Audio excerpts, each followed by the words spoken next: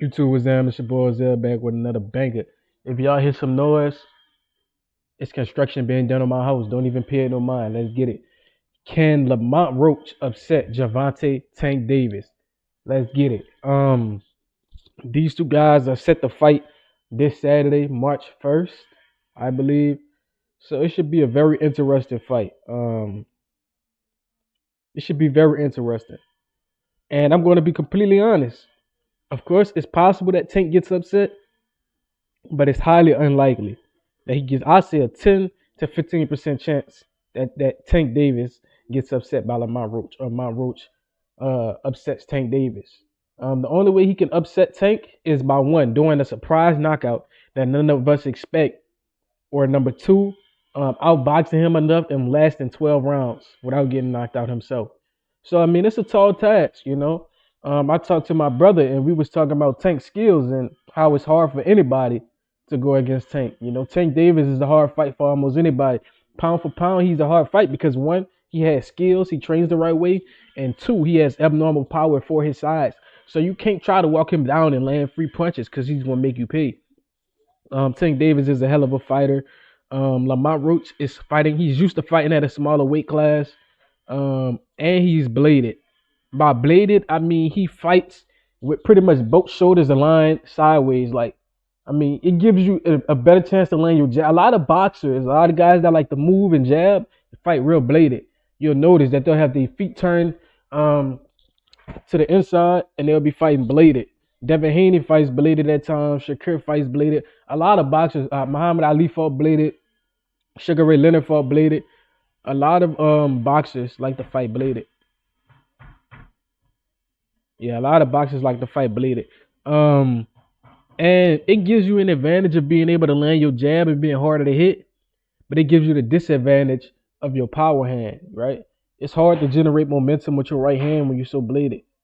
No. It's easy to generate momentum with your right hand when you blade it. It's hard to do looping punches when you blade it, right? It's hard to throw looping punches when you blade it because being bladed can give you an advantage with your right hand. Deontay Wilder fought bladed, but Deontay Wilder had natural power, so it's hard to generate a crazy amount of power out of bladed stance.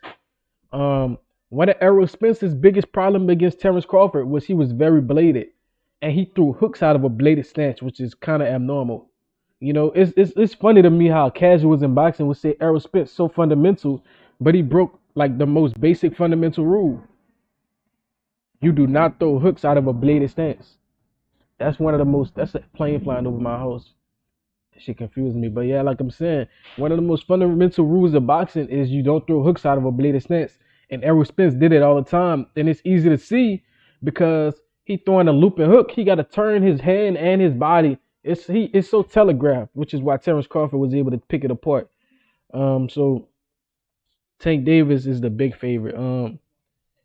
Yeah, and I don't know how much heart Lamont Roach has. Like, if he get into deep trouble, if he get knocked down a few times, is he gonna keep getting up? Is he gonna keep coming forward, trying to make the fight? Because that's what Devin did. Devin kept getting dropped, but he kept getting up, trying to force the fight. Um, so Tank just having so many advantages, power, speed, and skill wise, he got better defense. He's a counter puncher. And he's also he has a wide variety of punches. Right? He's not just he's not a one punch pony. I didn't see him knock out guys with the straight left. I didn't see him knock guys out with a liver shot. I seen him knock guys out with a uppercut. I seen him knock guys out with a gazelle hook. Tank Davis has a lot of different punches in his arsenal that he can ruin your day with. I think it was Leo Santa Cruz. He sent him home with an uppercut. I think he hunted Mario Barrios down with that gazelle hook, and he caught Ryan Garcia with the straight left from the counter, and he caught him with a liver shot exiting out the line. So Tank Davis is very dangerous and has a lot of punch variety. Lamont Roach, I know he got a jab, a very good jab. I don't know what his straight right hand look like. That's the thing with a lot of boxers. They develop a good jab, but they don't take out the time to develop a right hand. A good way to punish somebody when you have a good jab is a good right hand. Ask Larry Holmes. Ask Muhammad Ali. Ask Tommy Hearns. Ask Sugar Ray Leonard. Their right hand was probably their most valuable hand. Because yes, they could jab you and frustrate you, but when you got frustrated and you just lunged forwards, you would run into that cross, into that straight right. and you would feel it. You feel me? I think boxers have digressed over time. We don't see a lot of Sugar Ray Leonards. We don't see guys who can cross step.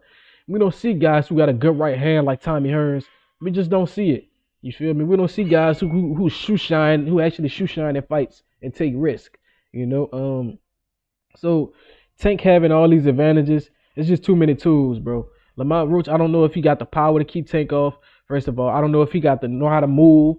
I don't know if he know how to fight against southpaws. I don't know if he gonna control the line, foot position. It's just so much going against him for him to win this fight, and which is why at the end of the day, we know Tank's supposed to win this fight. He's supposed to win. If he lose, I would be surprised. He's supposed to win this fight. If he finds a way to lose, it's gonna be hilarious because he's not supposed to lose this fight. I think he a what -2,000 favorite. That's ridiculous. That's Mike Tyson versus Buster Douglas odds. And who knows? Maybe Lamont Roach is Buster Douglas. But Tank need to challenge himself and start doing 50-50 fights, bro. That's not it. It's for Tank to be the big bad wolf, the king of 135. Why is he fighting a 130 pounder? Let me know what y'all think. Like, comment, subscribe, and share this. Till next time.